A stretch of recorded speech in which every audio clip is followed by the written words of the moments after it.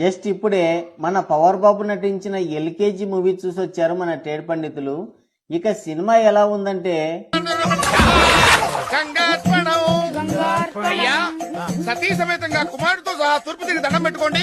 బాబు మనల్ని ఎప్పుడైనా డిసప్పాయింట్ చేశాడా?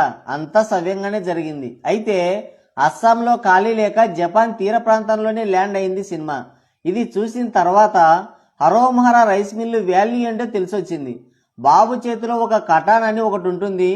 దాన్ని సరక్ సరక్ అని అటు తిప్పి ఇటు తిప్పి లాస్ట్ కి వీర సైనికులకే పెట్టాడు.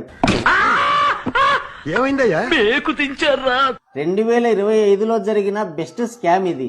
ప్రీమియర్స్ అయిపోతే ఎవరు రారని గ్రహించే 800, 1000 రూపాయలు టికెట్ రేట్లు పెట్టి అందిన కాడికి దండుకున్నాడు బాబు. కల్టు చూపిస్తాం, రికార్డులు తొక్కేస్తాం అన్నోళ్ళంతా ఈ సినిమాని ఒక్కొక్కరు 100 సార్లు చూసి ఇండస్ట్రీ హిట్ చేయాలి. మరి మీకు ఎవరి మీదన్నా కోపం ఉంటే 1000 రూపాయలు పోయినా బాధ లేదు, కానీ ఒక్క టికెట్ తీసి థియేటర్లోకి తోలండి, మిగతాది బాబు చూసుకుంటాడు. కేజీఎఫ్, సలార్ ఆ రేంజ్ లో తీయాలనుకున్నారు. ఇదేమో ఎటు కాకుండా పోయింది. కథ లేకుండా, ఎంగేజింగ్ స్క్రీన్ ప్లే లేకుండా మనం మధ్యలోనే లేచి పారిపోయే విధంగా అన్ని జాగ్రత్తలు